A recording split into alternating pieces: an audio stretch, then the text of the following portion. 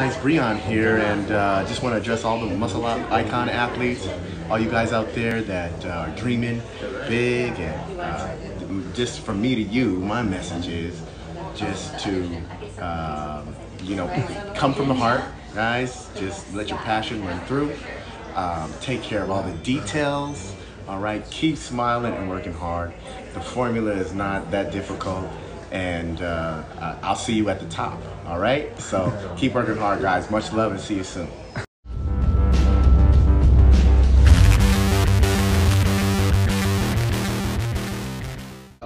High school, I saw that I was concerned about people down south not having the knowledge or getting bad information about fitness, health, and I used to see my friends from LA coming down to my high school here down South San Diego, and they had diets, they had diet plans, training, and here we didn't have anything. So growing up here, finding a coach, it was kind of hard, and suddenly I decided to go to LA and get teach by pros like Charles Bass, Little Baron, and some other pros down the line.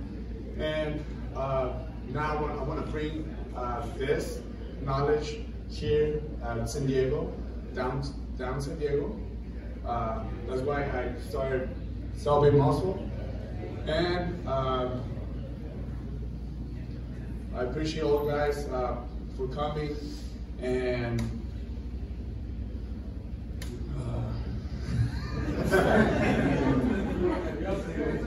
this is the first time me speaking on the microphone.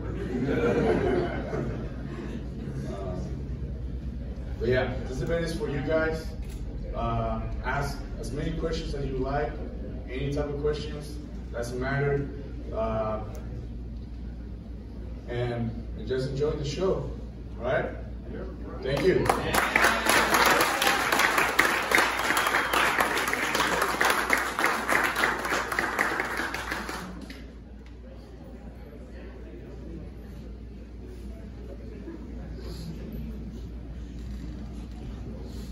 So we have Breon. Hey. Two-time champ, Mr. Olympia.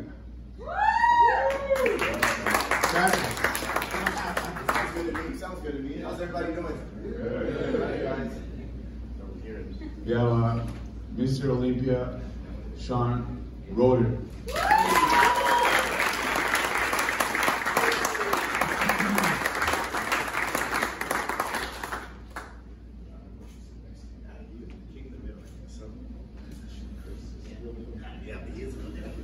And we have the legend, Cormier.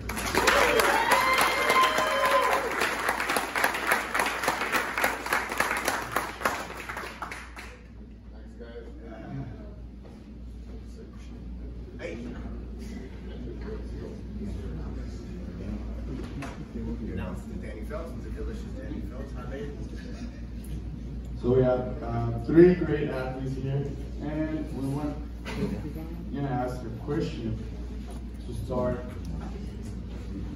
Before we go, we're gonna learn some posing, and I want some audience to come on stage. But before we do that, we're gonna ask a question to these three guys, these great athletes. With everything going on with COVID, gyms being closed, shows canceling, etc., a lot of people lost their motivation. How do you guys manage to stay motivated and not lose track of your goals through all of this? We're gonna start over here. Mr. Breon. All right. Let's see. How do I manage to not lose track of the goals and keep the motivation there? Well, I just think, you know, if you have the opportunity to compete at the Mr. Olympia contest, guys, you don't need much motivation, you know. So that's motivation in itself. and just wanted to be the best, wanted to be a champion. For me this year, I am kind of like the underdog, I feel. So, you know, the hunger is kind of coming from that place. Like I was just getting started, like it's almost like my first Olympia. So I had that already, you know, so I was gonna be determined to find a gym, you know, despite COVID. I was gonna be determined to still train somewhere and still prepare. And sure enough, you know, it's gonna happen. You see a line there? Making sure we have the lines now. We're 8 weeks out. All right. And so, yeah. So thankfully enough, the Olympia is going to happen, and we get to showcase the hard work and go from there. But I like to meditate too, so you know that helps me. You look at me crazy. I like to meditate too, so that helps me stay mentally fresh and you know, mentally sharp when, for whatever reason, I might, you know, be down in the dumps, or you know, we're only human, right? So we don't have the best days all the time. But through positive affirmations before I go to bed, before I wake up. You say your positive affirmations, Shawn? Wait, yeah, when he's eating pancakes and waffles. I think the hardest thing to deal with on a daily basis, whether there's a pandemic or not, is, you know, to stay motivated, and especially to being a bodybuilder and competing. It's just every day that, you know, reminding yourself the reason why, you know, you start this journey to begin with. Like, you know, it's not always about to get on stage and to compete. It's, you know, I know for me over the years, you know, bodybuilding and lifting has been more of a therapy, more than, hey, we're going to the gym to work out to get ready for a show. And that's just because of all the things that happen in life. You know, I always find myself going back to the gym where, you know, being in that atmosphere, that mental mind frame, you know, to enrich myself, you know, and keep on training. And, you know, it's been a therapy for me over and over and over and over again. Because it's the one place you go to and kind of lose yourself, you know, forget about all the bullshit that's going on outside. And, you know, you have to remain focused the entire time training. So, you know, with this pandemic going on, it's nothing new. I just pretend there's nothing going on outside, and you just stay focused on how can I be better tomorrow? What can I do today to be better tomorrow? And as long as I keep that mindset every single day, you know, each 24 hours is, you know, enriching myself and, you know, trying to be better. Yes, I think as a bodybuilder, you want to you always want to get that ready, and you always want to figure out, okay, I got this amount of dumbbells, I have a bench. You can put that in your house or apartment or whatever, and just that alone, you can, you know, keep up your workouts and everything. But I think just finding different ways to keep yourself busy or improving. I think even through a brisk walk in the morning, through keeping your meals intact, keeping an upper hand in competition, or, you know, I just think that's a good way just to stay motivated, is to just be able to handle this transition, you know, all our lives with the pandemic, and just somehow getting through it in the best way possible. I think that's the biggest things.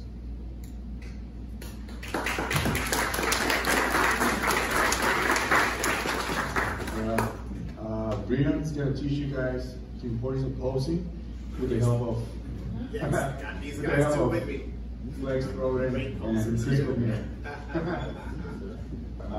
And we're going to have some of the audience that I know they're preparing for competing, and it's a great opportunity for these people to jump on stage and show up their muscles.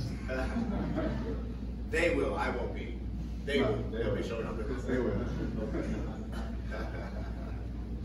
So I guess we just do it by volunteers or volunteers? Yeah. Yeah. Okay. So I guess what? With 3 or 4 guys, 3 or 4 girls, whoever.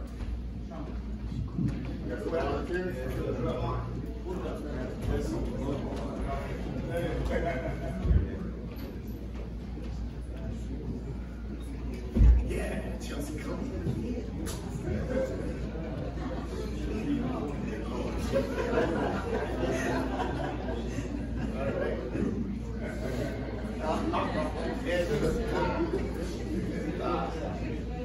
Okay, so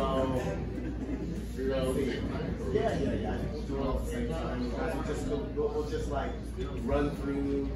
We'll just like run through the mandatories, guys. Mandatory poses. Well, you guys know. Yeah, you guys look like you bought bodybuilding women, so you guys know the mandatory poses. Absolutely. And then you guys can, ask questions about what you guys want to see, and what the judges might be looking for with certain questions, with certain poses, guys, and things of that nature. Yes, so we'll run it that way. All right. So, do you think we should start with? No, just not compulsory. So just mandatory. Yes. Yeah. Quarter turns too. All right. Start with quarter turns. We do quarter turns, so why not? Okay. So let's do our front relax. So with this pose, I'm gonna explain each one. So with this pose, guys, we just want to show width and we want to show the taper. Shoulders as wide as possible, along with the lats. And also, I was gonna say, try not to like overdo it. Because if you overly try to make yourself, it's not like I'm gonna be the biggest person on stage. That's not your goal. Your goal is to show your character, your stage, and to just present yourself, in a good shape of man. Don't try to overcompensate. You see guys even from the front and from the back, you see them like this, and the judges don't want to see that. Trust me, they got to take you to completely not where you want to be. And like I put it there nicely. So just don't overdo it, but just show yourself presented wise, and then you guard everything in a contour of your body. Don't try to overdo it. Guys, this is the symmetry round. This is where you're looking at you like, okay, how does your body align? Like, how does, for example, I need to define when I look down, very visible, or I can overexpand. is it overextended? No, very tight. Yeah, okay, like this, but trying to keep.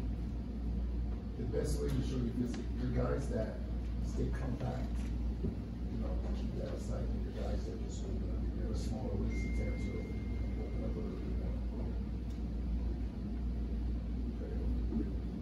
Yeah. Okay.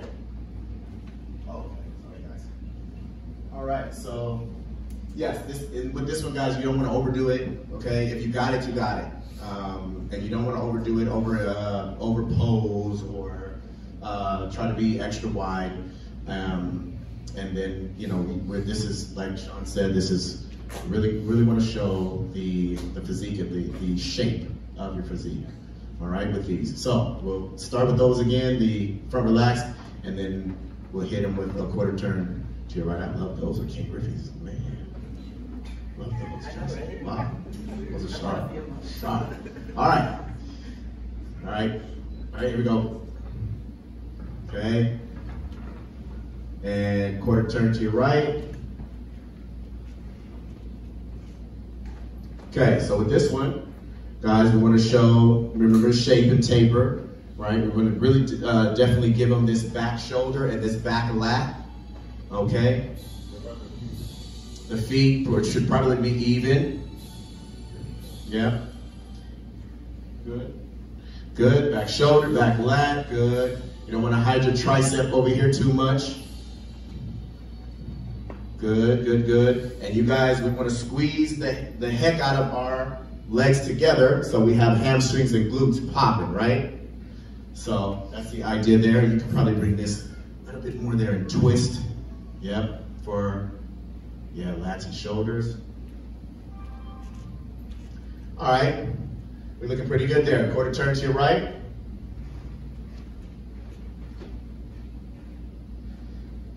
Now this one, You can help me out with this one, Chris and Shawn too. Is I like to go with, guys, I like to show them back thickness and then back width. Okay, first. Back thickness and then back width. So we will accentuate like we're doing a row, and then we'll flare out with the lats, yes? And remember guys, before you start any pose, it's from the feet all the way up, right? So we're flexing, guys, calves, hamstrings, glutes, low back. Good, and Chelsea, lean back on it just a little bit. Yeah. Yeah, lean it back just a little, good, good. And you can relax these, good. Guys don't want tense wrists, right? Everything else can be on the tenser side, but wrists kind of just be relaxed, yes? Okay, and you can kind of keep your feet at a 45-degree angle so you can show the shape of the quads from the back. All right, quarter turn to your right. Same thing on this side, guys. You want to show back shoulder, back lat. Want to really give a good twist, squeezing the legs together. Good, good, good. And you don't want to hide the front arm with the tricep too much, guys. So you want to make sure that the judges see your whole arm as you guys are working so hard on your arm game. The question on that. The side pose, should we keep our weight centered on both feet, or should we do more towards one facing? Yeah, I would say centered on both feet. Yes, centered on both feet. And you know, with this pose, it also kind of looks good if you kind of give it a lean forward, right? We have a good lean forward to show the shape. You do that pose really well. I've seen your Instagram. Yeah. You're sitting over. You posted that one. I noticed everyone has their arm like kind of all across their body. I like to try to teach that left arm straight in front of that left leg. It just gives the body a little bit more width, because if you're coming all the way across your body with that left arm, you're making your body a lot smaller than what it needs to look. You want to create an illusion that you're a lot bigger than what you really are.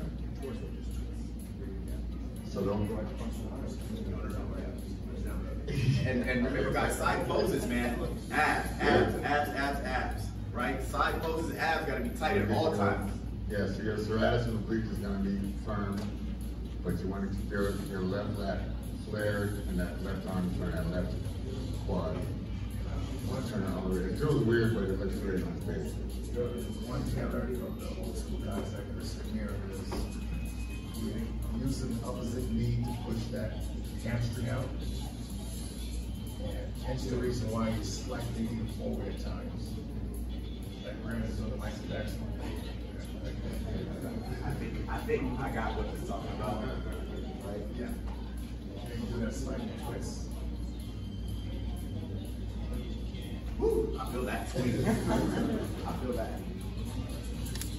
All right, so, and then also another thing, when you guys going from quarter turn to the front, but when you guys going through your quarter turns, don't just let it, I mean, you can do it, but I think it's way more professional to be nice and firm, and keep your firmness, keep your structure about you when you're going through your quarter turn, instead of letting you drop to a couple steps, and less steps is better. Like, don't be like really professional about it. Don't take like 4 or 5 steps just to get around to the front. You just look a lot more professional to the judge. Absolutely. So yeah, stay in statuesque, guys, right? No slumping in between transitions, staying up tall, right? And presenting your physique as big as you can, right? Effortless though, effortless again, right? So okay, now we get on to the fun stuff. Now we're gonna go front double bicep. All right, so front double. You gonna take it off? Show him the physique. Oh, man, he's ready to go. Abs popping. Right on. Right on. Nice. Yeah, there you go. Wow. Wow. All right, guys. All right. Right. All right. Oh, look at him. Go ahead, man. Go ahead. Yes, sir.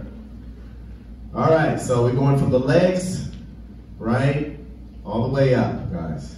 So the main points here guys, or we want to, this is the front double bicep, guys, right? So remember, that is the main deal. That is the main thing you guys want to accentuate, front double biceps. So making sure, guys, when we flex here, we don't turn, you know, we really have good rotation, right, of our arm, elbows and wrists back. Yes, so you can see the triceps, you can see the whole arm, right? And yes, so also, guys, here, with the taller that I stand, I'm able to, good, standing real tall and statuesque. The taller that I stand, he's doing a good job, is I'm able to kind of really flare my lats more, right? The lats really kind of go out more and accentuate the V taper. Absolutely, absolutely.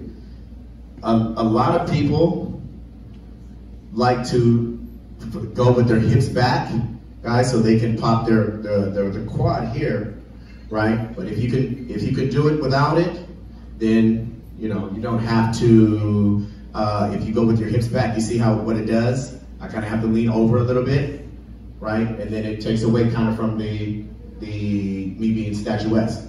So you guys did a good job. From the front double again. Now we'll go side chest. All right, front double. One more time. Any side chest? Any side chest, to any side. Your favorite side. Side chest.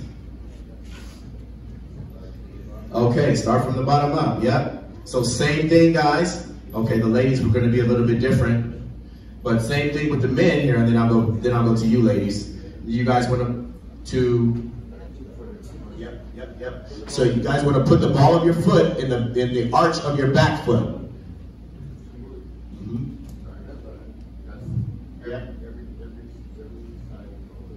Yep, right? And pushing, guys, your back leg and your front leg together. Yes, so we can see, look at that hamstring pop. Nice, and you can really get up on that toe. Yeah, so then we got calves popping, right? Nice. Remember, side pose, guys, so abs stay tight. And then we really want to show them here the width of the shoulder and the chest ratio. Yeah, so good. Showing them the back shoulder. Okay. You really want to put pressure on the low back so our chest stays high. Yes. And yeah, you can even twist to flex that arm, bicep and tricep flexing. Very nice. Very nice.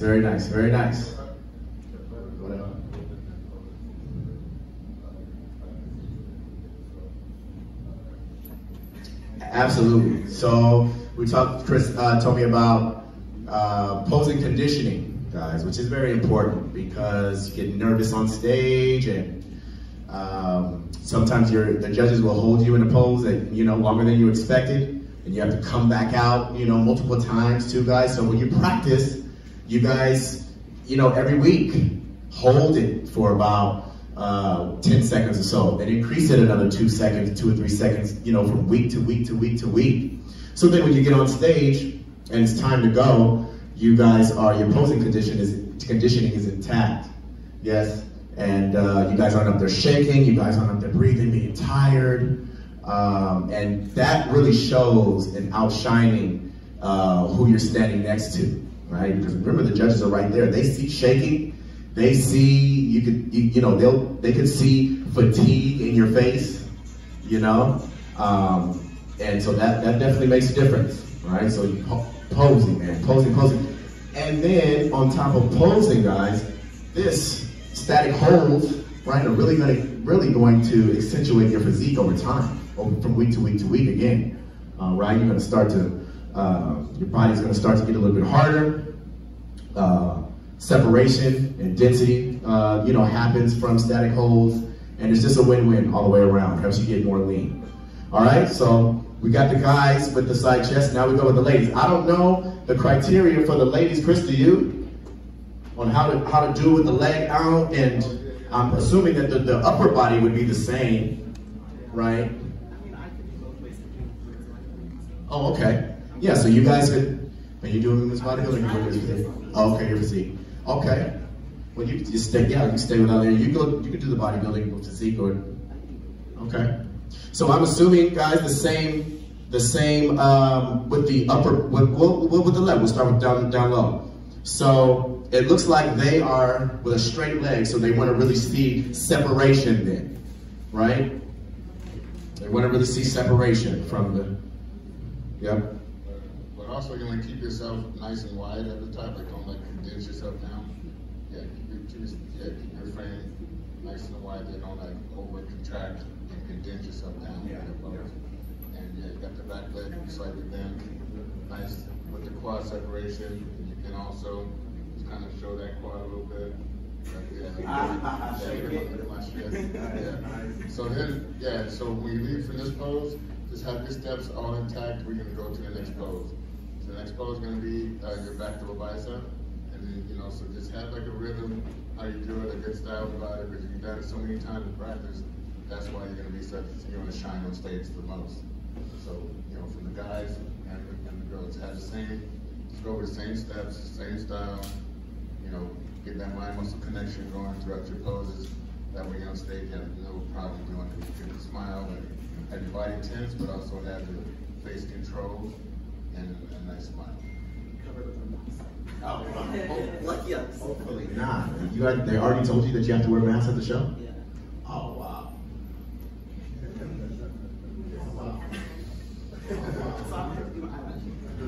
Man, that really affects the breathing, though. You can't wear like the open ones. Oh. I mean, you gotta the show, I guess, still must go on, huh? Okay. Now we're gonna go from there, guys, to now back double. Back double bicep. Oh, my fault. Okay, so remember, from the legs up, right? So starting with calves, hamstrings, glutes, low back. Yeah, you can keep this probably, you don't want to over rotate your foot here. You could probably keep it at a 45-degree angle or keep it nice and comfortable, because then you don't want to hide too much of your inner leg. Oh, okay, you said that.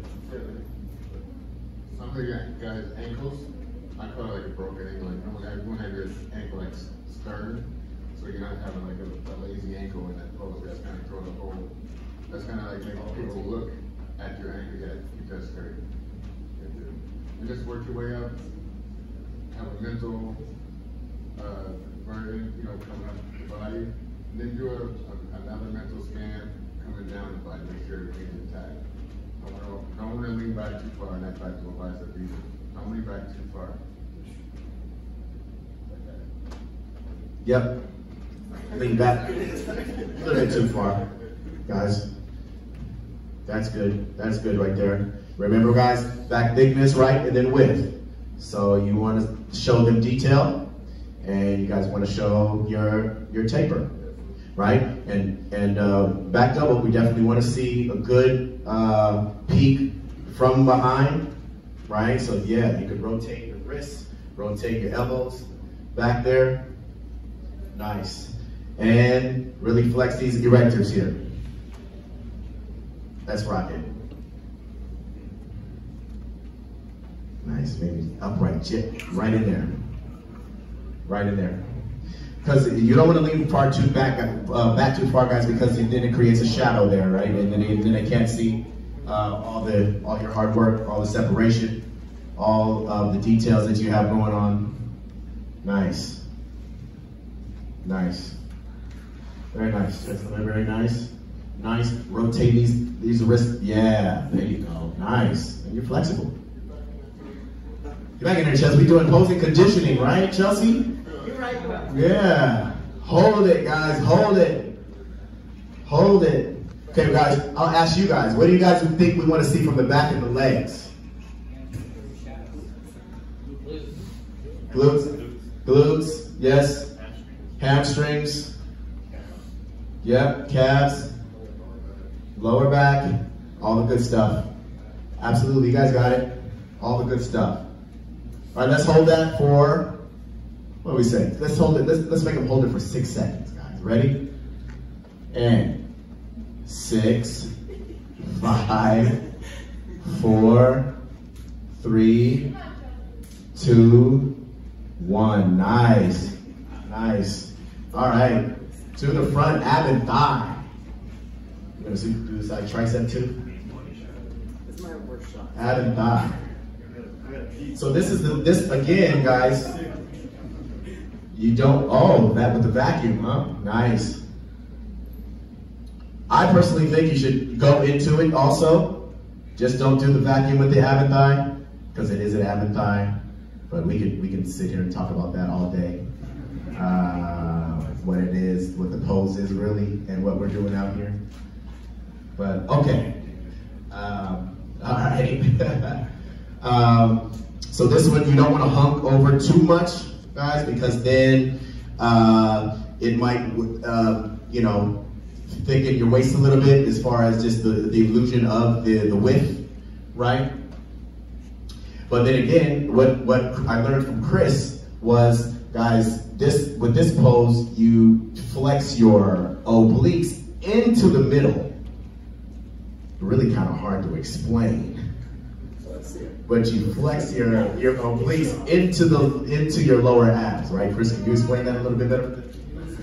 Yeah, yeah, because if you just concentrate on down the middle, straight down the middle, then they're just kind of like flare out your obliques. So actually, if you start with your obliques first, contract them in like you're trying to fit it all in a small little box, that's going to give you a nice, it's probably going to shave up another 2 inches off your waist and make it a nice small waist, small waist than what you actually normally have. So yeah, that's a better look right there. So like when you do that, right? I feel like you contract your lats a little, and it kind of like you want to flare your lats. Yeah. So you bring your elbows out more, or do you bring them? Well, I'm not gonna have a little tight, but I want to flare it out as much as you can. But if you, and also you want to put your weight. It's going to be 80% on the back foot and 20 on the front. So you're not going to have a whole lot of weight on that front foot. It's going to be on the back one, then that left leg, since you got this in the right, and then flare the lats. You want to bring in the obliques.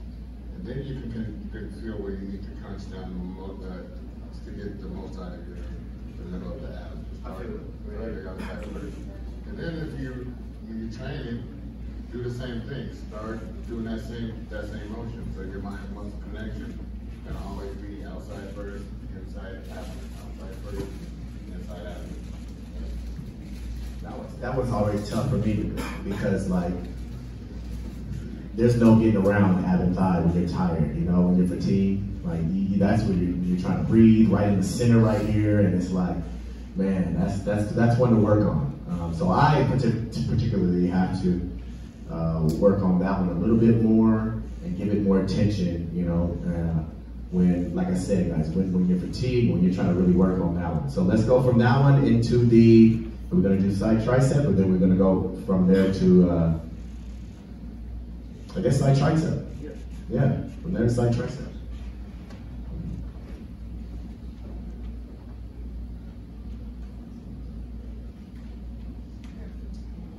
Okay, so, right.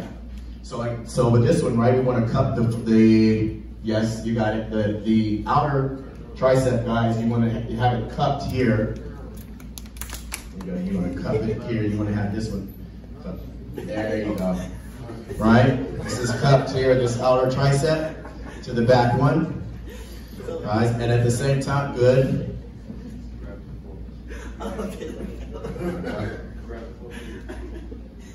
There you go. And at the same time, we want to show some width in the upper chest to the shoulder ratio, right? So we want to turn a little bit, right? Show them here. Statuesque up high. And remember, side pose, abs tight at all times. Tight at all times, tight at all times.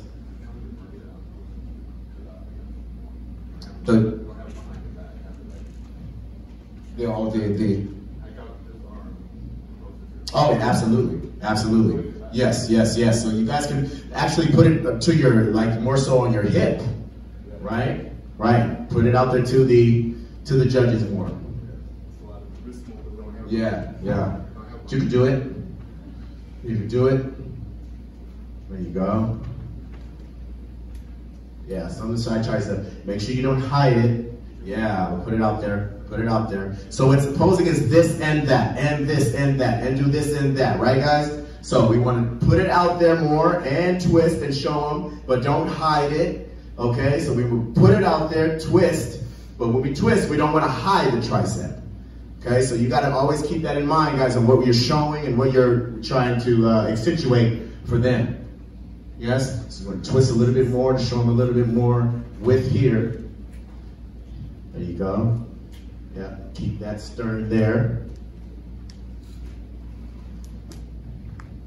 All right, so yeah, same thing with the ladies, that they're showing the feathering, guys, of the leg and the separation of the leg, and we're showing more of the hamstrings and all that with this pose here, guys, with the like the side chest pose. All right, so let's hold that side tricep for 6 seconds. Pose and conditioning. Yes, here we go. And abs tight, 6, 5. Are we smiling? Yeah. 4, 3, 2, 1. Nice, nice, guys. And we're gonna go last pose. We're gonna do favorite classic pose.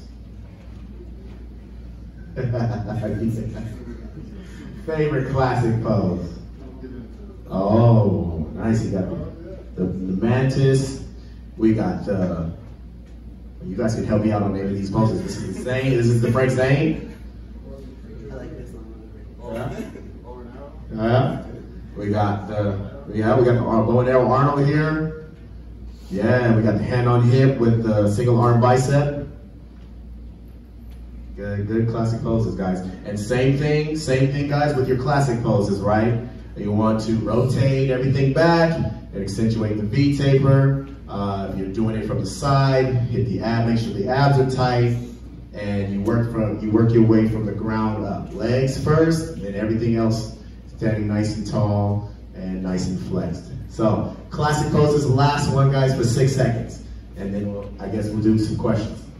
Last one, 6-second hold, pose and conditioning. Here we go. And smiling, yeah. 6, 5, 4, 3, 2, 1. Nice, nice. Great job, guys. Great job, great job.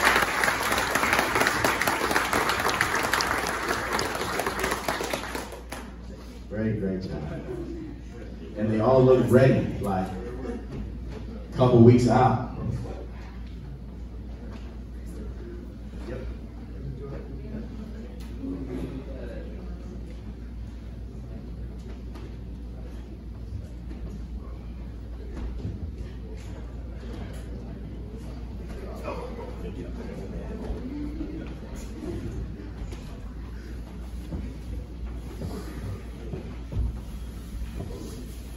All right, guys.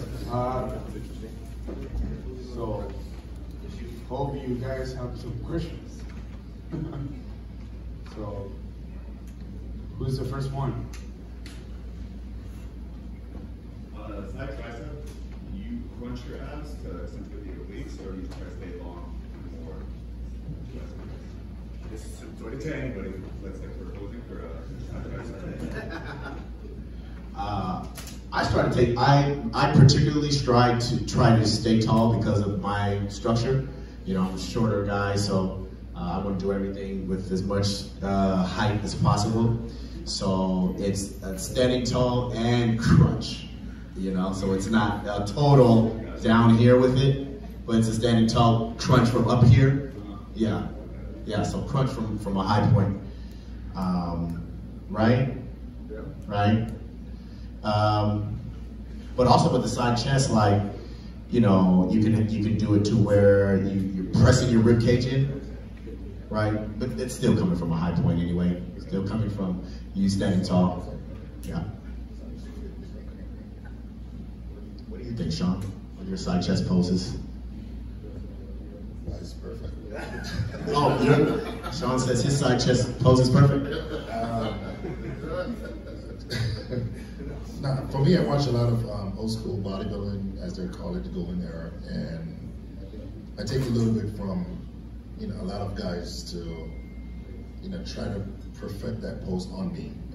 So, for example, I watch, guys like Chris and Flex and see how they place their feet, to have a hamstring dropped, and it's like using the opposite knee to push the hamstring out that's facing the judge, and always try to stay as tall as possible. Any pose from the side. There's a lot of guys that try to make themselves real small because they think if they're compact, they look a lot bigger. Where for me, it's like opening up.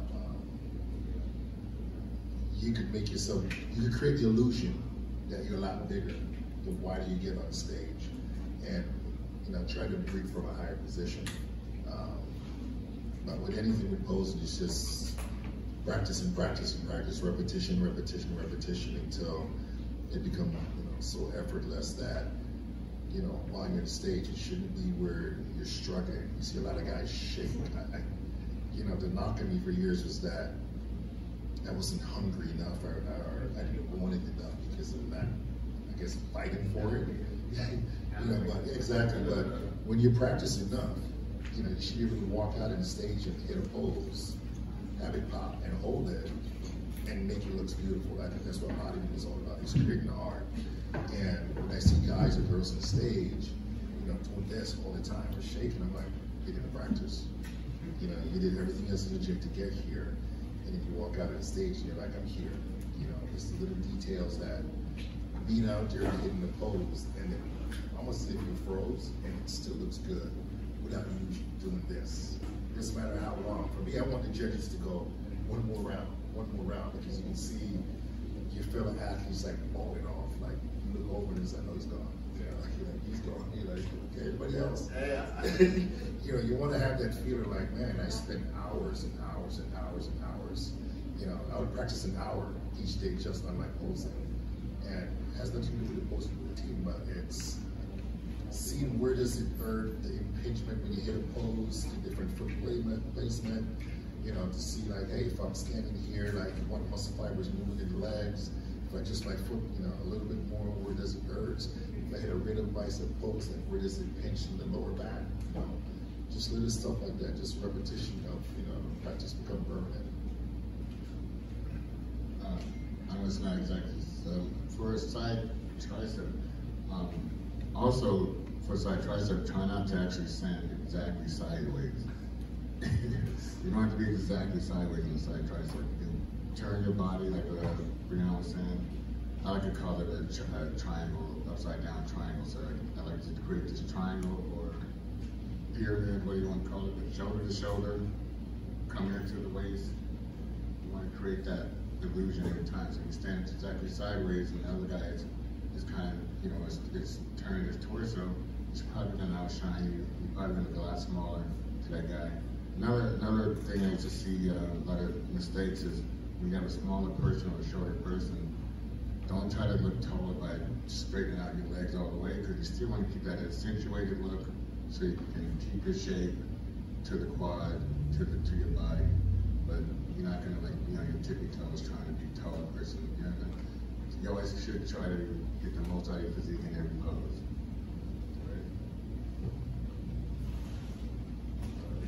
Yeah. All right. Question. What is your mindset when you're winning versus when you're not? What do you feel like there's anything you've learned what would your advice be while you're taking first place versus not taking first place? And so you chase that. He's hungry for that question. No, that's for Chris. No, I mean, because I've placed, like I got a record. Second place has been on a classic consecutive years, second place, and 6 years in a row. Wow. And then some of those I felt like I should have won, but yeah, it didn't go that way. But I really wanted to just, I was like, okay, next year I'm gonna come back and really, okay, this next year I'm gonna really, buckle down. I'm gonna stay in the house like everyone's saying this year. I'm gonna go. I stayed in the house the whole prep, and then still it took seconds. So, no, but anyway, yeah, it's the mind that really plays. It still messes with me to this day. I really don't like. I don't like to lose. Not like a loser, so I'm not like one of those guys that's gonna have like the best things to say when I lose. So I'm gonna, but I'm always gonna fight to try to get better, try to come back better. Also, I was gonna say something I forgot last time I was talking about the poses and the fibers that you showed. Understand this, from show to show, your body's gonna change. You're gonna get more development. You're gonna get more different things that wasn't there before, so you can change your pose accordingly. That's gonna help you, show your body out in the best form. But yeah, so show to show is gonna change. Sometimes you gotta understand what side is your better side, what side is your not better side. I guarantee you these guys know what side of their body is the best for every pose. What biceps is better in this pose or not. So that's one thing you gotta understand. You guys trying to get better in this sport is understanding your body, know every inch of your body, know what side is biggest or shortest or smallest or whatever pose you're trying to do. So not every pose is gonna make you guys look the best, like as you see some of these guys do, but just for your physique type, try to find that best pose for your physique type.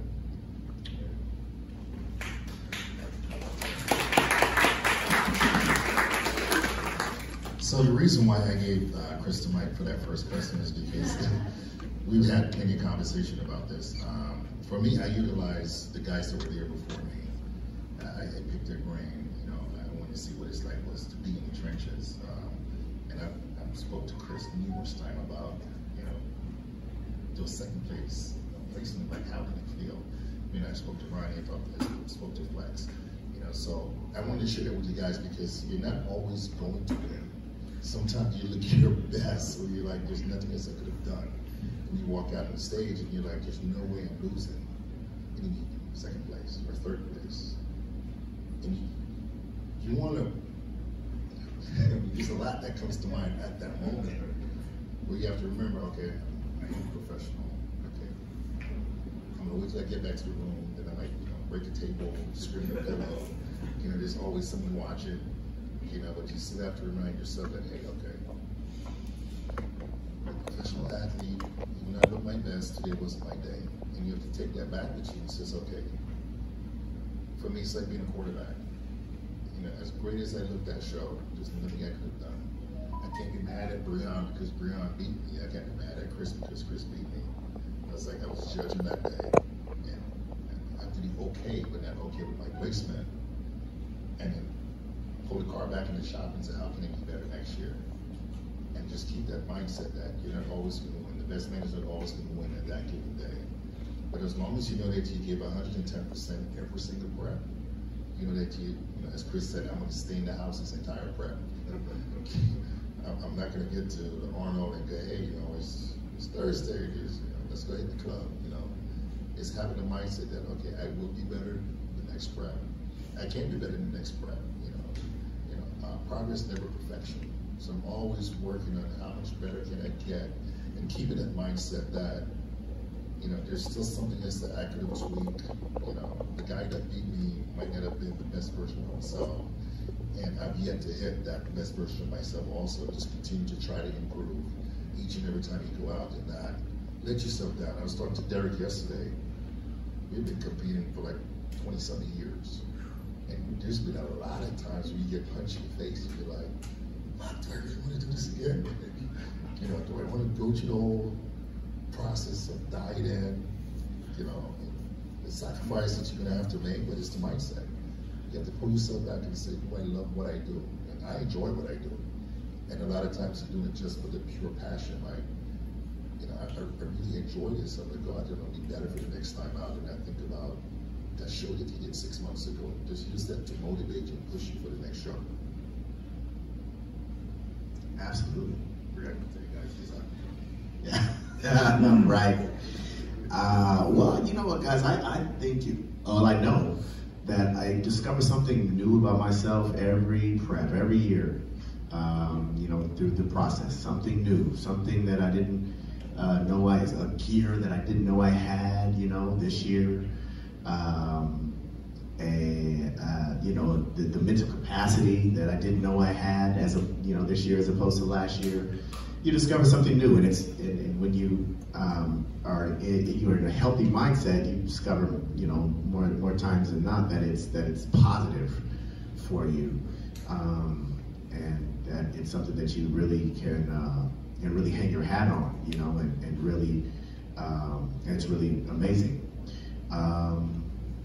But yeah, along the same lines with Chris and Shawn, I just think that you guys, you don't want to put all your eggs in the basket of a subjective sport like this. So don't put all your eggs in the judge's basket. Did that make sense? In their basket? Okay. Don't put all your eggs in their basket, but understand that when you give it 1,000%, okay, for yourself, you will come out on top for yourself. And probably, guys, you're gonna do well on the stage. You might not get first, you might not have the gold medal, okay, but you're probably gonna do well on stage when you give it 1,000%, and you keep at it. But more so than that, you know, than chasing the medals and chasing the first places, chase the development for yourself. Like I said, I always discover something great every year about the capacity of what I can do, of what I can block out, of how strong I am character-wise, all that cool stuff.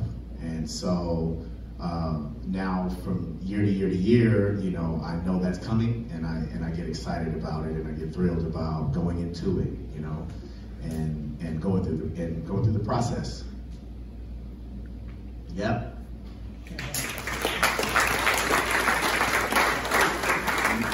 You're firing off the questions from there. You got the booklet, your notes. All right. So another question is, after the show, a lot of athletes go through this kind of decline in motivation because leading up to the show, there's like this kind of unstoppable motivation. And then after the show, I know a lot of athletes go through this kind of like depression phase. They don't have anything planned after the show to keep them, you know, motivated. What do you guys do to keep yourself going, like after they go through rehab? What keeps you guys like motivation? Yeah, I was gonna say that. I mean, like, I've never been through any depression or any stage like that because we're looking our best, family. We're looking our best at that point. So you guys, man, showcase that however you need to, you know, pose in front of your family or something. I don't know, have a show in front of the family, do all the photo shoots you want to do.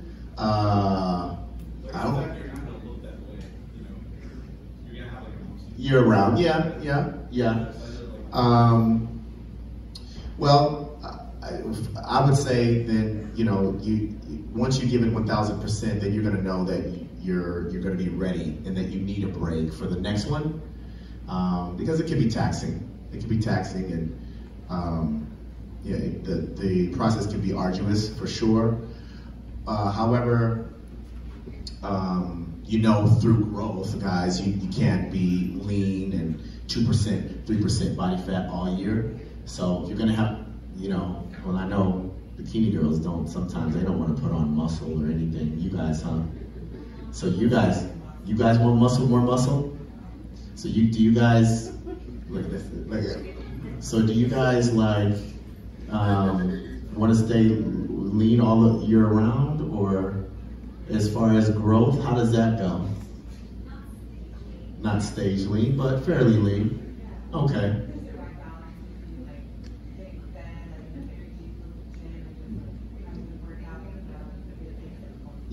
Yeah. So that's what I'm talking about, guys. Just understand and welcome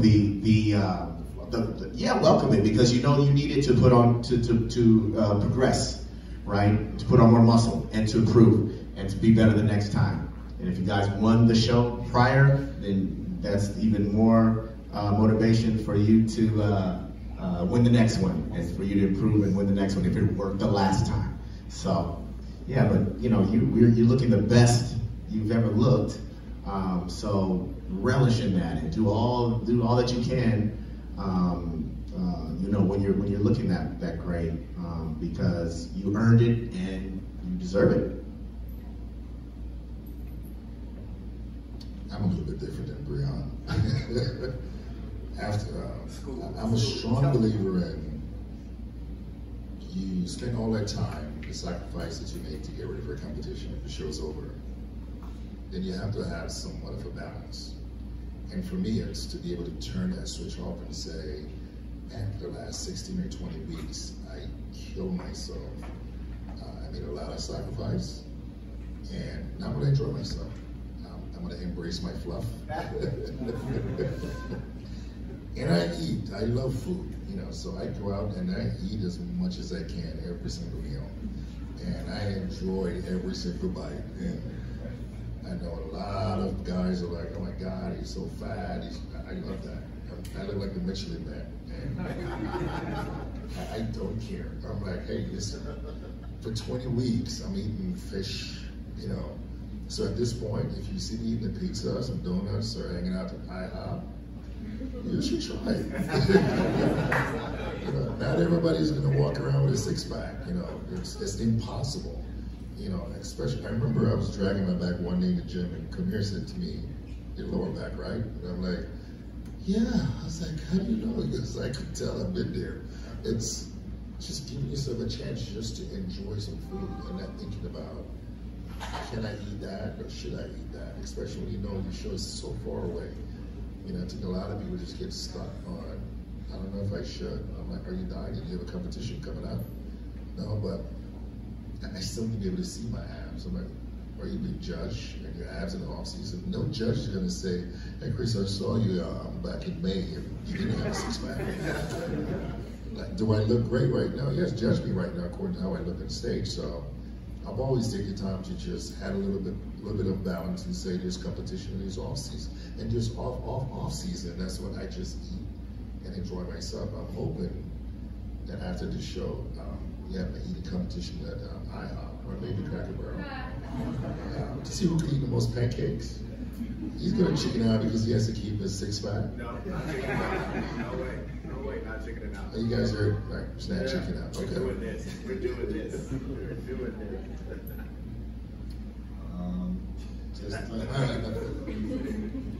What was the question? These guys got to be talking about food. I'm going to tell you all my appetite right now. We get long-winded sometimes.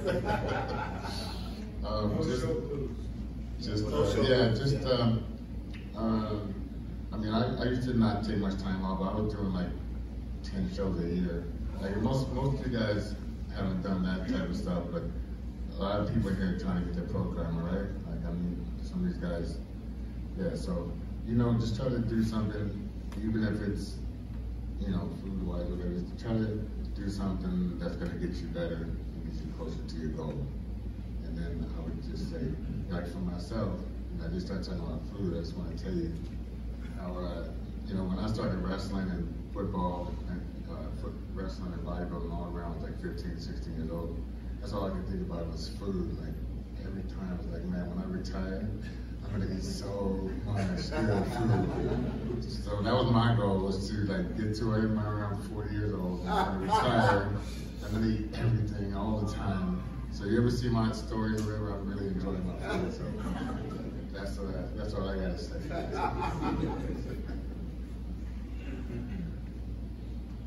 Yes. Okay, so what do you guys do when you want to cheat? Do you tell yourself something, or do you like eat celery, or is it like a trick that you just trick yourself?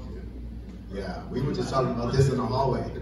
We were just talking about this in the hallway because you might have people around you that aren't dieting as well, right? And they might have stuff around you that is that you would like to eat, okay? And then it might work on you a little bit, but ultimately, guys, you know, you are preparing for the show, and you are putting in your hard work, and you don't want to have any guilt or any, you don't want to second guess your preps, guys, when whatever happens on stage. You don't want to be like, oh, I should have done this, I did this, I did not give this 100%, and this and that. We were just talking in the hallway, just saying that, hey, if we just don't do it, it's just not worth it. Have I wanted to? Chelsea, for sure. For sure. I've heard your podcast about how you ate like a pound of almonds.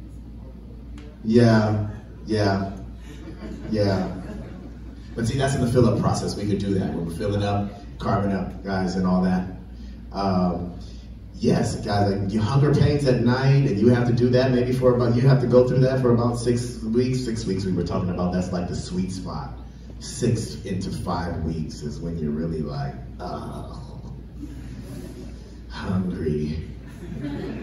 Yeah, hungry. But the show is way more important. Food will be there, you know, all day, all night, and there will even be even more creations when you're done with the show. Okay, but I think bodybuilding turned me into a foodie. Yeah, I wasn't a foodie before bodybuilding, but it turned me into one. So I love food, guys. I love food too, and just like we all do. It's not worth it. This is not worth it, guys. And the amount of guilt that you'll have, you guys, if you go outside the diet or you cheat, that's not, you know, taking care of yourself, right? You have the guilt. You have to do makeup, cardio. You have to do makeup, this or that, and that's just kind of, you know, spinning your wheels, right? So I know we love to eat. I know it's tough sometimes with that, but the show is way more important. The food is going to be there, most definitely. That and then some after the show, and you'll be just fine. And I guarantee you, when you stay the course, you know, the next day, you know that you're mentally strong. This is what happens to me. Guys, the next day, when I did not cheat, or when I was like right there on the brink of like wanting to do something or thinking about it, the next day I'm like, oh man, yeah, I feel great. I feel great that I didn't do it. Now let's get back to work. You know, let's get back to work and let's do this. Yeah. So stay the course. Stay the course. And once you see another line, another piece of separation, your body improving from, you know, over the course of maybe a couple of days, then you're going to be, then that's even more evidence that you're doing the right thing, right? That's way more important than satisfying your stomach, right? Body's changing.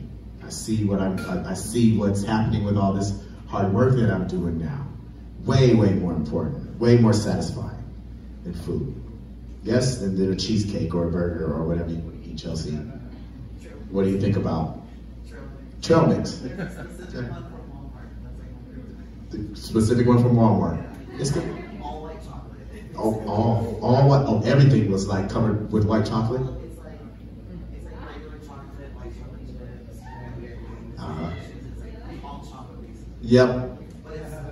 Damn right. It's so good. You'll probably be able to fill up all of it. Wait till the fill up process. Work hard for it, fill up off of it, and then you're okay. And you know, again, it'll be there after the damn show, all you want, and then some.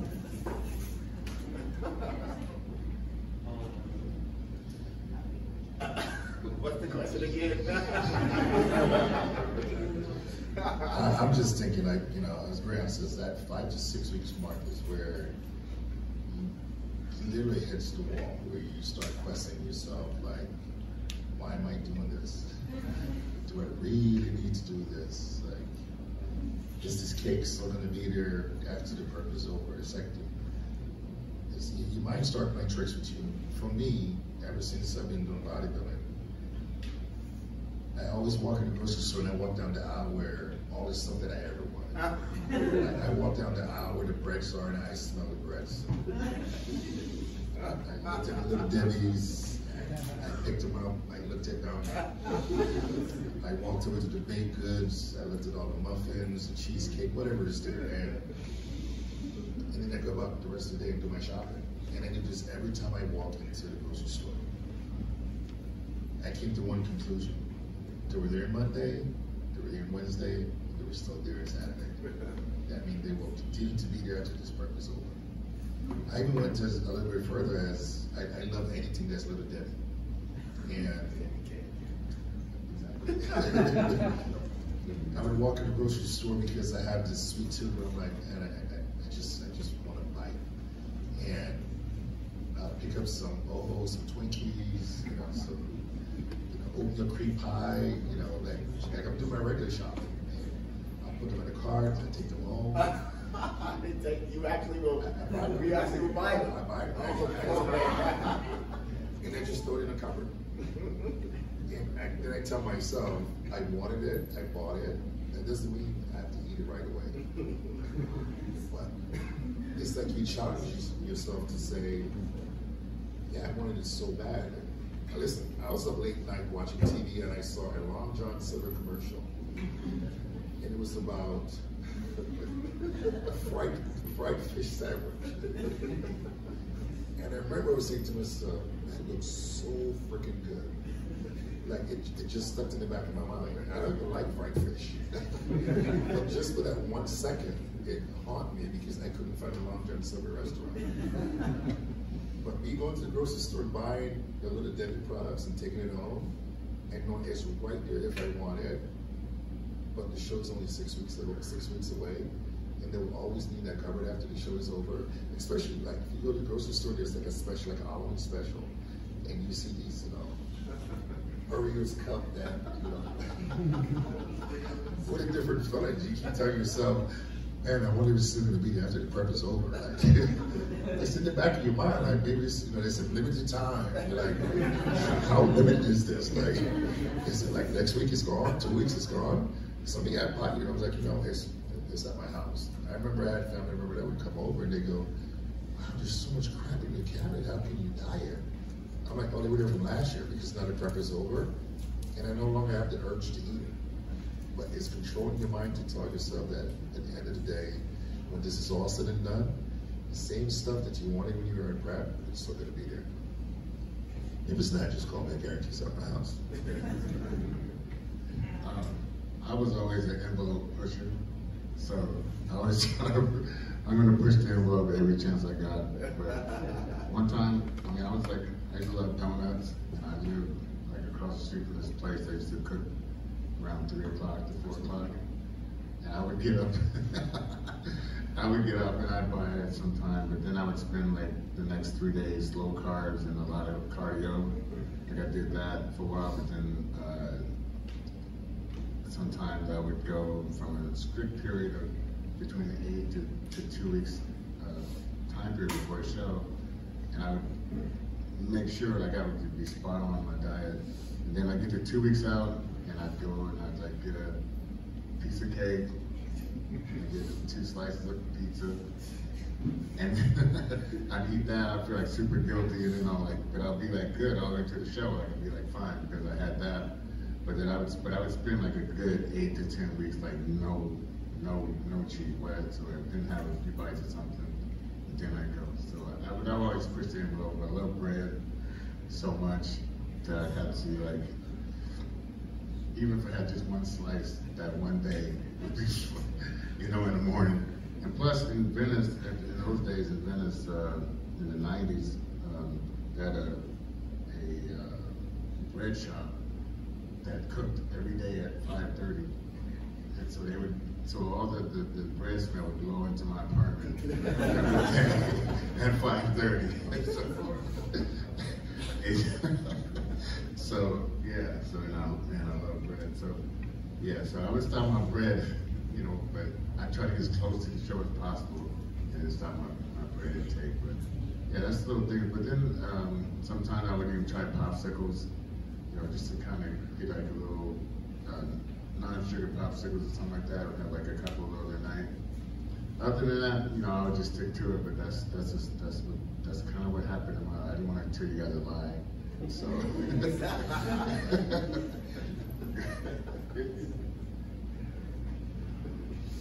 I don't know how Shawn don't know how he gets it. He actually buys it, guys, and puts it in the cupboard. I'd be looking in the cupboard or whatever it is, wherever you put it. I'd just be going and looking and staring at it, and then going back, sitting down, going back, looking at it. There are days I open the cupboard and I just look at it. Think, man. We have this conversation where it's like you walking when you gonna be It was the Debbie case, that was a conversation. It's like, that's the time. I'll be back. I close the cupboard. You know, I might go back the second time through the day just to make sure it's still there. Like, but it's the same process of going to the store and walking down the aisle and says, wow, this same cupcake was right here on Monday. Like nobody touched it. It's still there. The same The same one. It's like it's still here. And it's like go back inside and he goes, it's still here. So chances are it was still there. Absolutely. In 5 weeks. Absolutely. And if it's in my house, I know nobody's gonna buy it. So, because he has it. It's definitely gonna be there in 5 weeks. Right. But those are the mental strengths, guys. The you know, the little mental hoops that you guys go through, and also the barriers that you can overcome. You know, if you want to challenge yourself in that manner, go for it. I don't know if I have it in me like Shawn does like that, but if you guys want to challenge yourself, you know, the thing about it is you'll find out a lot about yourself too. It's about your character and about how strong you are mentally, you know. And it's not just with, okay, I'm not going to eat this, whatever it is, because it's off my diet, but in other capacities in life, you know, with other things, you know. Yeah, I'll tell you a quick story about that. That could be in line with that. Little quick story. I'm long-winded, guys. I apologize. In 2013, guys, I got my pro card in 2013. All right, that same year, my house caught on fire. All right, and my reaction wasn't what my whole neighborhood thought it was going to be. My reaction was like, you know, more calm, more just cool and collected, and that's just what happened. It caught on fire, and you know, my thought process was more so, okay, now look, where do we go from here to rehabilitate, to you know, to piece things together, to overcome this, to, you know, to get through it. And I think that's what I just started taking with me all throughout bodybuilding too, right? Is that type of mentality to just be calm about it, just kind of focus about it, just be to yourself, and know that we are bona fide and qualified to get through things and to overcome and you know, to surpass any obstacles that you have going on out there. Another story, one more time. I'm sorry, guys, one more story. I am in prep with Chris last year in Arizona.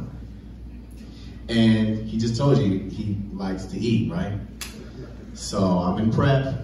He brings these, he buys these donuts. They were the little, what kind were those, Chris? The crumb donuts. Yeah, crumb donuts with the coconut. Yeah, those. So I did exactly that. I looked at those things, went back, looked at them, went back, looked at them, went back. So he called me one time and said, and because they were gone. All of a sudden, he called me and said, "Did you eat my donuts?" I said, "Well, let me tell you what happened. Chris, I kept looking at those things and going back and thinking about eating them and looking at them and thinking too much, so I had to throw them away. So I had to throw them away, and that's what I did. I threw them out because I didn't want to have a conversation, Shawn, with him anymore." True story, true story. Throw those things out. I was looking so forward to it. Yeah, see? Chris not understanding what the struggle that I'm going through. right? The struggle that I'm going through while he has these succulent crumb donuts sitting right there on the shelf.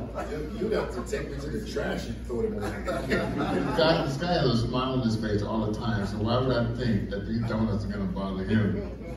Nothing's gonna bother him. I've seen him going through a whole training camp basically with hardly with no carbs. But he's smiling every day. So it's like, so nothing's gonna bother this guy. I can buy his donuts. So yeah, I gave him a call, like, Breon, give me donuts. Yeah, that's the outer core, guys. But inside, you know, there is a struggle. There is a struggle. It's tough. It's tough. Without a doubt. But we keep it together. We chose to do this. We choose to do this, and we're passionate about it and we love it. So that's what you always can remember and always tap into.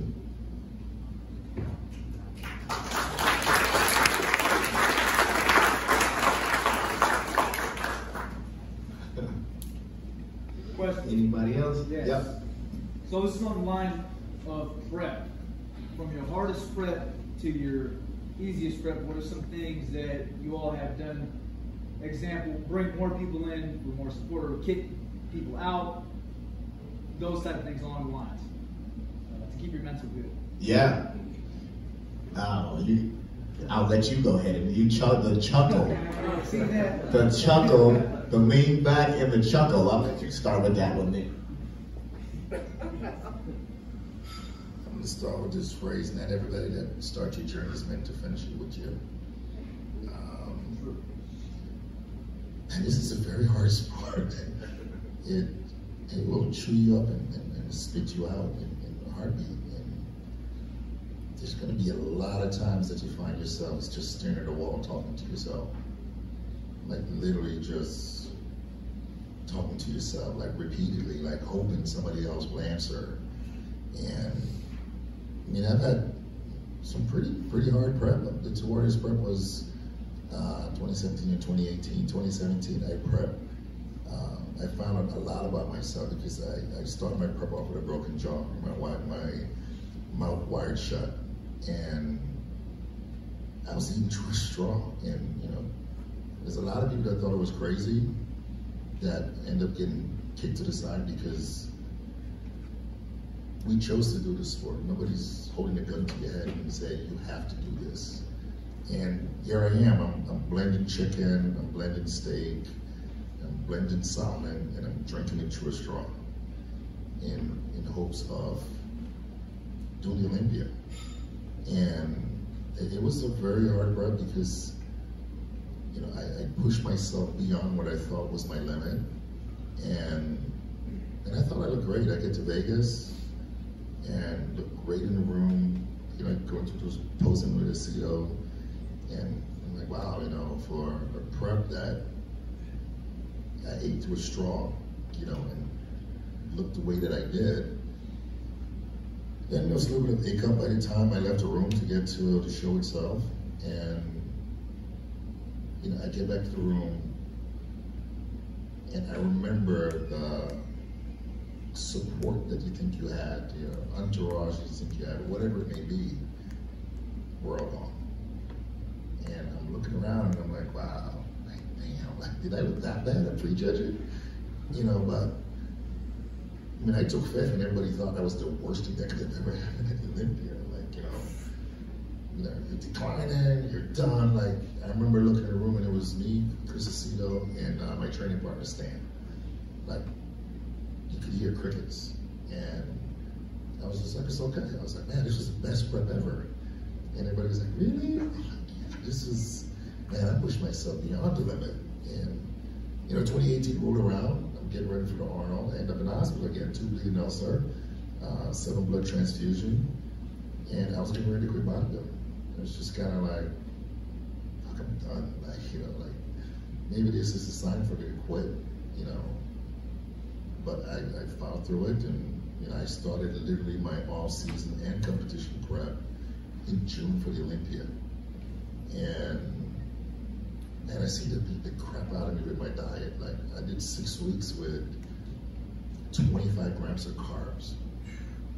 And I was driving 2.5 hours to the gym. 2.5 hours back.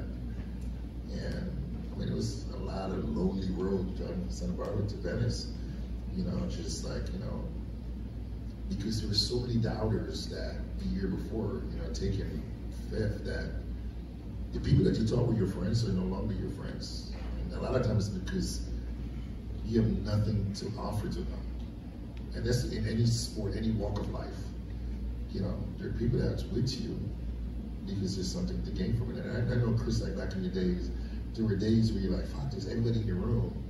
And then the show's over, you're like, fuck, where'd everybody go? You know, you start to think like, damn, like what happened? So that was me in 2018, but I was so determined to prove, not to anybody, but to myself, that is that everybody that started that journey with you from day one is gonna finish. So a lot of people that's gonna doubt you and kind of take a step back or feel as if, okay, you know what, my time is up here. There are people that you're gonna have to kick to the side, and just people that you just no longer talk to, you know, because they bring nothing to the table for you. And I think the biggest thing in this sport or any sport is having a great supporting cast, like people that actually understand the destination and the journey, and more so that people that actually believe in you. Because there are people that's with you but don't believe in what you're doing. They're just with you just to be with you. And there are people that support you 110%, that's willing to go that extra mile with you. And you know, those are the people that you're gonna need most, like in this sport, more than any other sport. Again, a lot of nights just staring at the wall, like talking to yourself, you know, because I think what we do is self-induced torture. It's like nobody's forcing you to do it, but the passion that you have for it, you continue to do it over and over and over. The same thing every day. I mean, chicken at 12 o'clock, I mean, chicken at 3 o'clock every single day. You know, I'm doing a posing for an hour at 10 o'clock. I'm doing cardio at 5 a.m. in the morning. I'm doing cardio every night before I go to bed. You do the same thing every single day for the same result.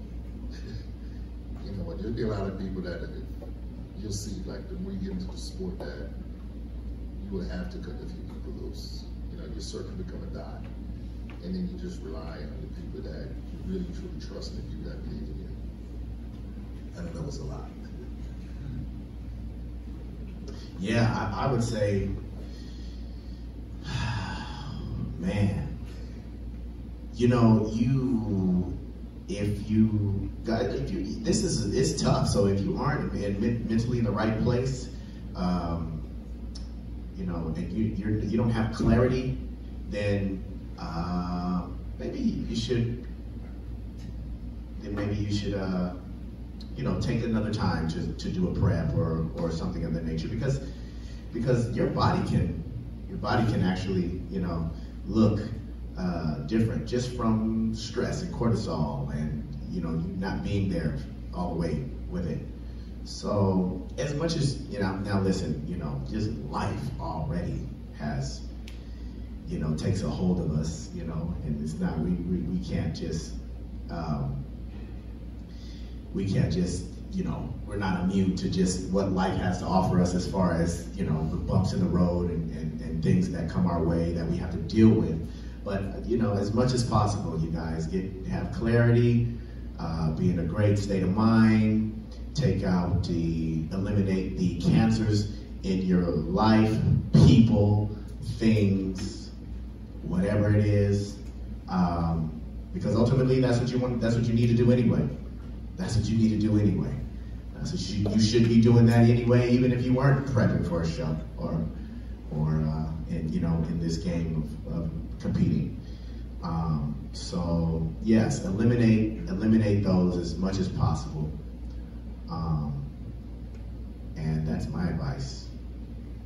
Just all in a nutshell. These guys experience all that. They've been the best in the world before both of them have. Myself, I experienced a lot. I've been close to the upper echelon of this sport my whole career. But I know there's been times there's been like at least 30 people in my room before a show. I know it's been times where it was like, you know, just total chaos. You know, and I was just sitting there and just like watching it, and like I would have like different trainers or different people You're like, what the hell is going on here, you know?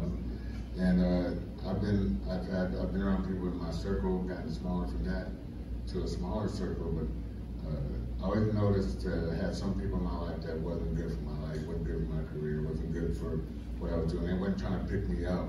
They was pulling me down into an area where I didn't need to be. And just try to keep yourself, you know, a tight circle to where you're going to flourish, you're going to be like a better person, but because the people around you are good people, good energy, and things of that nature. And then there was times where I was getting ready for the show, it was down to just me and my, you know, significant other. It's just us, you know. So I feel like those times were very meaningful, they were helpful because, you know, you can't think that everyone's around you is in there for a good reason. You know, everyone don't have the same heart as you, the same mind as you. And like I said, just you can keep people that's gonna help pick you up, bring you to a better place, and that's good. There's a lot of people, but especially when there's too many people, you know what they're there for. So yeah, so just keeping a close eye on your circle around you, who has access to you, make sure that energy is going to be sufficient to what you want out of life. You know? Appreciate it.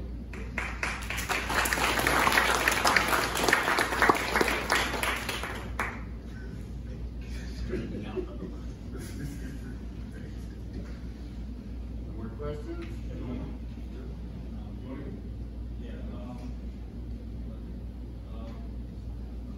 Any tips for prepping for a show after back-to-back show?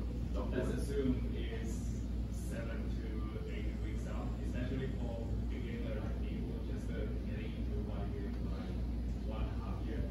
I really like to compete. I'm doing the best within currently. So you have only little time to improve, especially this year, for example, the gym just reopened.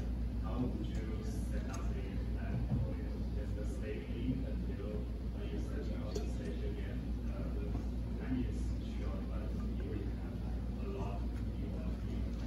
Well, these guys have had a lot more experience doing back-to-back shows than I have, but I'll just say a little bit about that. It's just that if you have 7 weeks in between show to show, you say you have 7 weeks? Yeah, so I would say, you know, you definitely can have whatever you want to eat after the first show, right, that night, or even maybe even the next day for breakfast. And then it's time to get back on the plan. A lot of people peak for shows better the second and third show because they've kind of done the show already, and I don't know, the jitters are out, and now is a different look as far as where their focus is and now what they can expect. But I guess that's really all I have, is just get right back on plan, get back to the program. You know, if you would like, have something to eat that night after the show, celebrate the next morning maybe, and then it's time to get back to work again and have fun the next time and do better the next time. Yes? Fellas? Yep. You gotta answer this question about the back-to-back show. I mean, I love back-to-back shows. I mean, I like most guys, like, when I was just talking to Chris, like, you know, when I just got my pro card, I remember doing, and for years I was doing like 6 to 8 shows a year. And I mean, I loved it, you know. I've always told myself, if I'm in shape and there's a show the next week, like, I'm not doing it. You know, most guys are like, oh man, I'm tired. I'm like, seriously, you dieted for 20 weeks, you dieted for 16 weeks, and you just want to do one show. Like why? I mean, I remember doing the Arnold, Columbus, Arnold, Australia, and jumped into the Olympia, then did like 5 shows after the Olympia, back to back to back to back. And I mean, after a while it gets very tiresome because it's like like 1 week apart. You know, but you just grind it out, you're already in shape, so at this point it's just, I mean, you have 7 weeks in between shows where honestly you could take a day or two of just eating and filling out and just monitor your sodium intake, monitor your carb intake, your water intake, and then, you know, go back to dieting. When you have back-to-back shows, it's like you're dieting, you try to peak every single show. But it's a great feeling because it's hard for you to mess up because you're already in shape. It's just continue to doing the same thing that you're doing, you know, from the first show. And, you know, for me, it was, I always had a seater with me, so I never had to think, you know, it's the best feeling. Like, I walk off stage and I'm not asking what's my cheat meal, I'm like, what's my next meal? And, you know, you just keep going. I compete until you looked at your physique and it's like, is it getting to that point where you're like, okay, maybe I need like a 2 week or 3 week break, or maybe I really need to just kind of pull the brake up here. But and I think it's great, especially like, you know, young athletes, to see how far can you push your body. You know, a lot of guys do one show, they're fucking tired. You know, like, seriously, like you haven't pushed your body to a limit where it's, you know, not broken. It's like when you begin to push yourself that far, you can see how far you can go the next time. Because every show your body changes. No two diets are going to work the same. You know, so you get to experiment a little bit and say, okay, on this show, I was telling my girl, like one day I carved up, one show I carved up an oatmeal. She was like, really? And I was like, oatmeal and almond butter and protein powder. And then I had a show that is carnivorous donuts.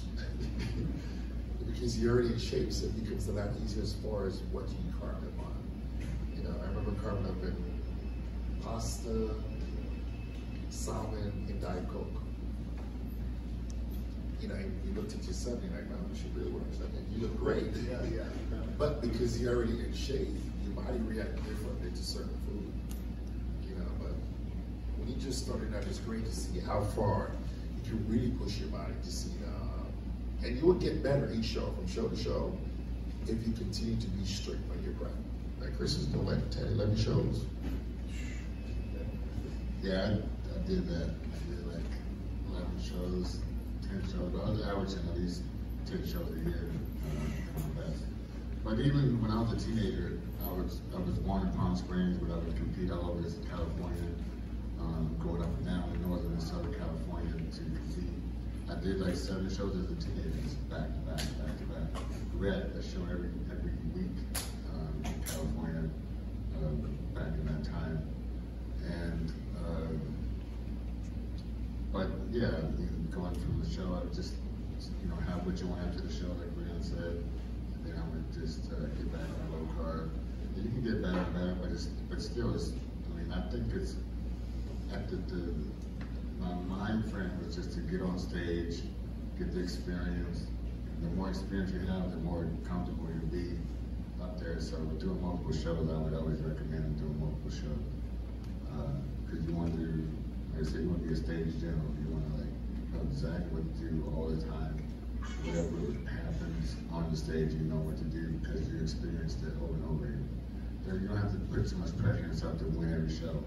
But just to go up there and look presentable, look like you got some pride about you, and then just get the experience and go to the next show, get the experience, guys. So I kind of hope you get the experience.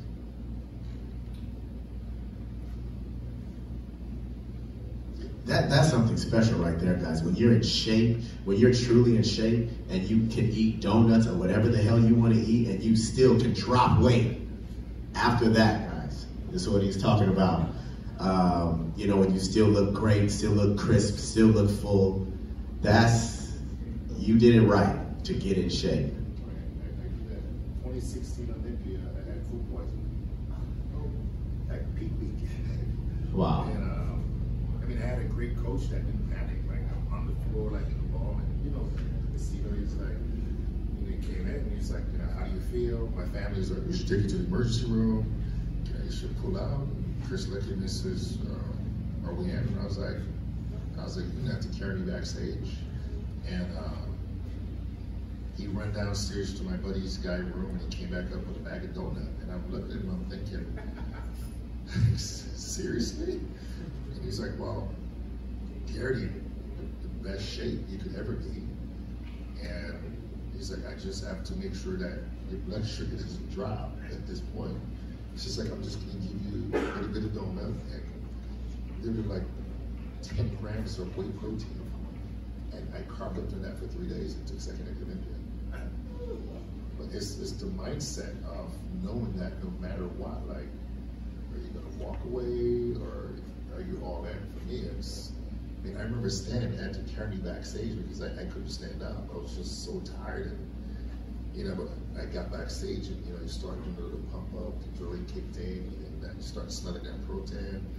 And it's like, okay, you know, and next thing, you know, you're pepped up and you're walking out on the stage like, okay, this is what I trained for.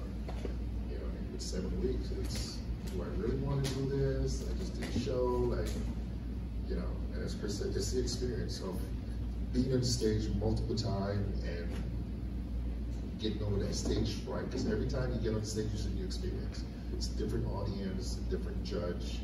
You don't know how you're going to be received, and it's enabling you to do the same thing over and over when you're on stage, like the same flow, the same confidence, or even more each time you go out.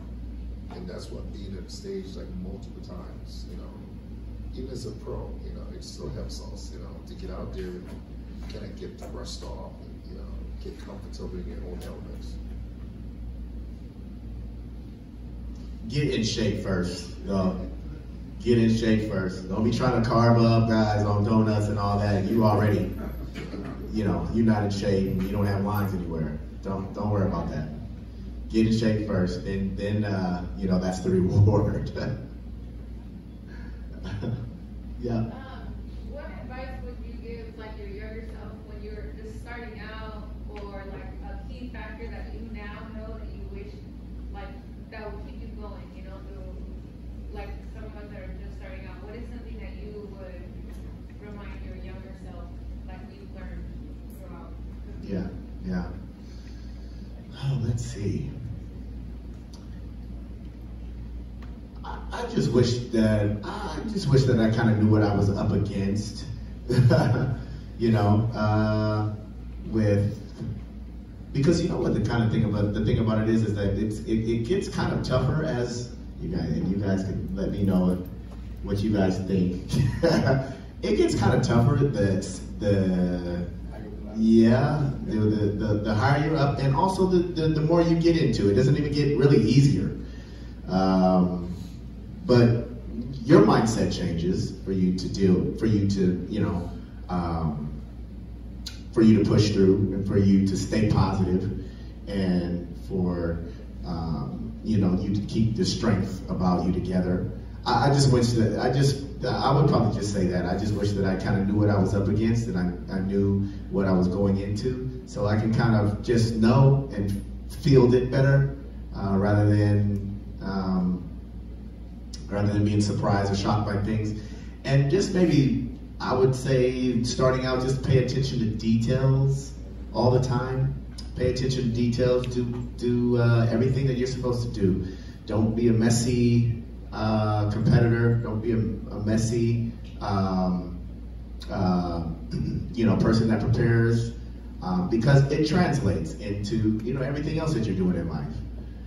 I always like to say that, guy. I always like to say, like, what you're doing in prep and what you're doing throughout this process translates into other things that you're doing in life, and like how sharp you are with other things, how sharp you are with other people, how sharp you are with handling, if you got a job, you know, while you're prepping, if you have this or that, and being able to juggle this or that, you know. I always like to, you know, parallel the two, just life, dealing with life and being at your best in life, and, you know, being the best competitor, because I think this sport here is the toughest. I think this sport is the toughest sport of all sports, because other sports you don't have to diet this hard. You don't have to exert your body to the capacity that we have to do, and you know, on a low-calorie diet. You know, football players, baseball players, whoever, they can eat pasta right before they get on the playing field. You know, as opposed to us, you know, we have to you know, take the body fat down, and require more exertion out of our bodies. So I think that we all should definitely understand that and know that, and you know, like stick our chest out as we're doing it, because we're one of the few that can do it. And other people, every time I go somewhere and somebody just sees the physique, they're like, what do you guys hear all the time out there? How much do you bench? How much do you bench? Or guys, I tell them, you know, what I do, how many hours I'm in the gym or whatever I do as far as what I eat, and they're like, I don't know how you do it. That's what they always say, I don't know how you do it. I just don't, you know? Because other people just can't, you know, the average person just can't fathom. They just can't fathom. So it's a norm to us, but just know that we're doing something special. And again, it translates into how you handle other things in your life, which I dearly, dearly love, you know. So I don't know if that answered your question. I think the one thing I would tell my younger self is to enjoy the process. I think when we start this journey, it's just go, go, go, go, go. And, you know, by the time you realize it, it's like, I've been competing for 10 years. You know, and I think sometimes it's just enjoying the process of what you're doing, because it's very hard. And it's like we go from show to show, from prep to off season to prep to off season, and it's just a never-ending cycle where I think every now and then just realizing that you're doing something great, you're doing something, you know, something amazing, you know, watching your body, you know, transform from, you know, one stage to another, you know, from your off season to being an anatomy chart, but we never enjoy the process. And even the people that are looking at us or judging us enjoy the process. They only see one thing, the end result. And they don't understand like what we go through day in and day out to get that look. And I think sometimes we don't even understand it either. We just know, oh man, it's time to prep, it's time to get in shape. And we just do it, you know, because we enjoy it. You know, but just enjoy the process a little bit more. And just taking time to say, wow, you know what, I did a good job. You know, to say that out loud, but, you know, congratulate yourself every now and then. Like, you know, give yourself a pat in the back and say, it might not be your best look every time out the gate, but at least just enjoy that process, you know, the preparation of from point A to point Z. Because once you lose the passion, the joy from doing what we're doing, it's no longer fun. It becomes a job. And, you know, I know for us, like, we love going to the gym. You know, we love training. Even the eating the fish and the dieting, that's just so wholesome. We enjoy that. And once that is gone, it's, you don't even want to go to the gym anymore. You know, but I would tell my younger son, try to enjoy the process a little bit more, and, you know, appreciate the things that you've done. I think just learn the importance of proteins, learn the importance of your, learn the different facets of the sport, what it takes to be a good poser, what it takes to be a good diet, what it takes to get the most out of your physique. All those things should be important to someone starting out. So, you know, when you have your foods, and throughout the day, just a certain times you want to eat, get that protein in first, get a good, just a good rhythm of going to get your food in, get the amount of liquids you need to take in, all that stuff. Just learn the different facets of the sport. If that's what you're trying to do, and I think that's going to be some of the best things you need to do when you first start out. Any more questions? Are we good?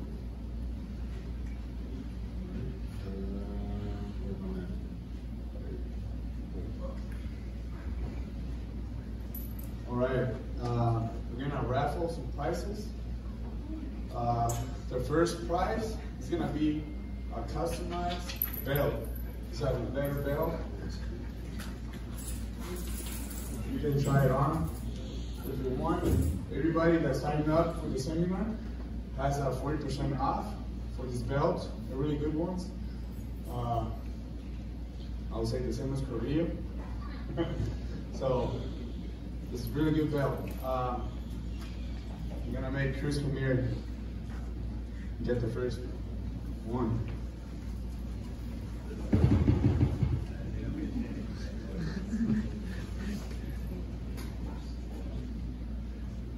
Charles Cash.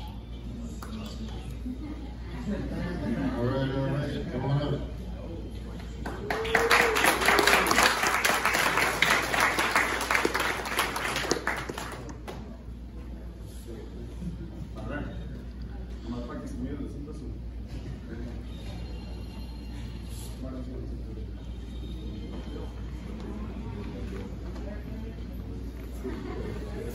All right, the second prize is gonna be a protein from J. Conrad Nutrition.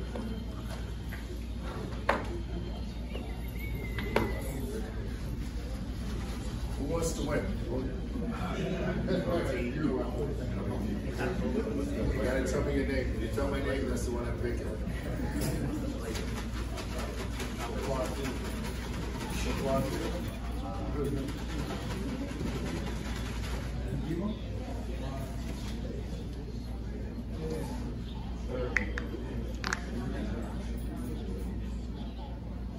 What's the name again?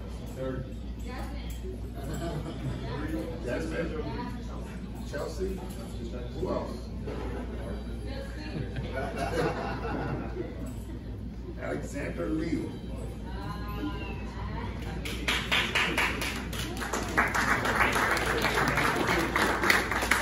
Oh, sorry, Jasmine.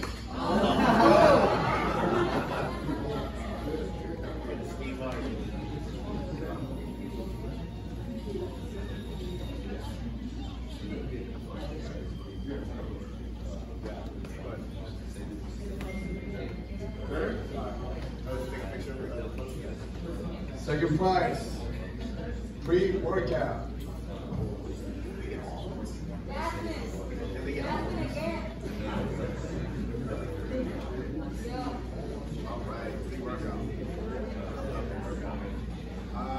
Okay, Fabio Magal.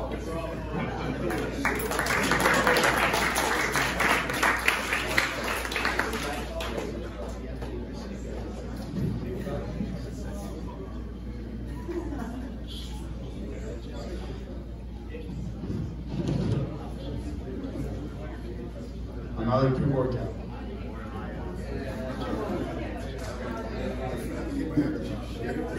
That's what I'm saying.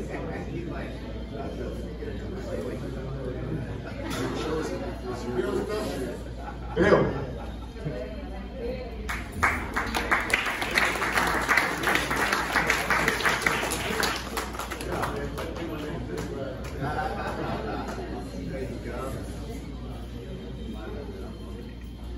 Jasmine, this is for you. A pre-pump. You want the pre-pump or you want the pre-workout?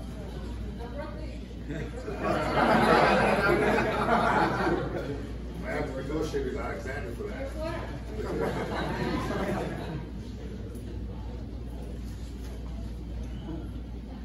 Yep.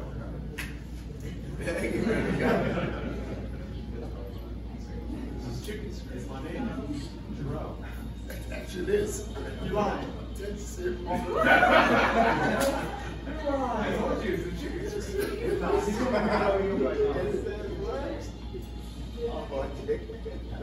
Yes. I never went shit.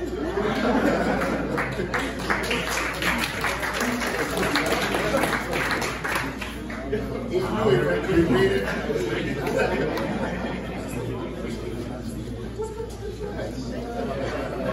I wish I was and we're gonna go with Rochelle Cast.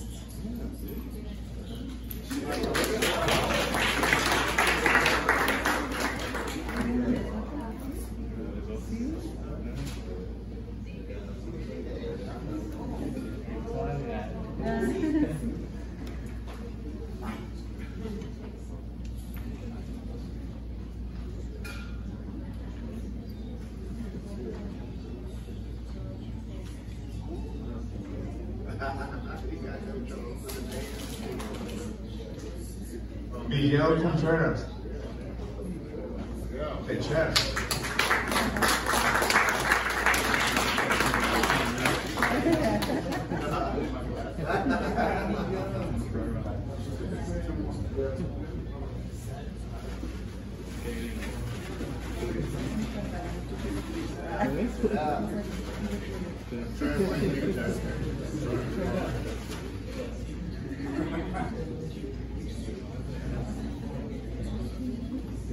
Oscar.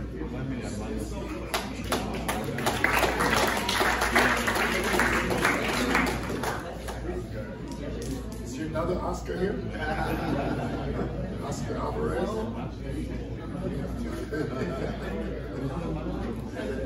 And the Breon special pancakes. Oh.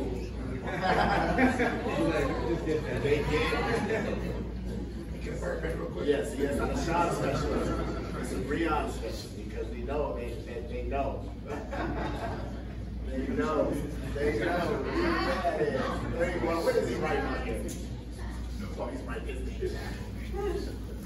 All right. So what is this for? This is for like a pancake breakfast. Yes. Yes. Yes. The lucky Christian Rodriguez.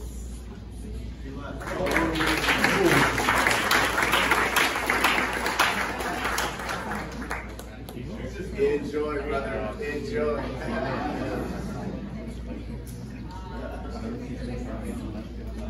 All right. Thank you guys for coming. Appreciate everybody that came. Appreciate Cormier, Flags, Shawn, Rhoden, Breon. Appreciate your knowledge. And anything you want to say? Also, I appreciate the crowd. You guys knowing during this hard time of getting around and being social and everything. So I appreciate you guys coming out. And hope to see you again sometime.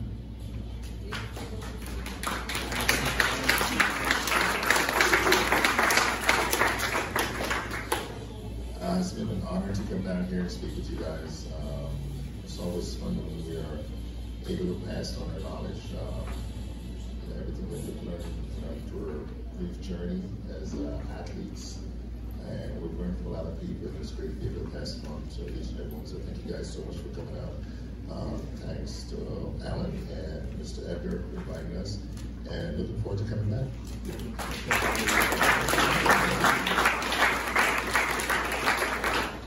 Same guys, I'm very appreciative of you guys, and you know, from me to you guys, just keep the passion, keep improving, keep being the best person that you can be, so you can you know, be the best version for yourself, and then in turn do great for others around you. And I'm just up the way, guys, in LA, so come on up there and say hello. We kick it. All right, we train or something. So much love, and I appreciate you guys. I really do.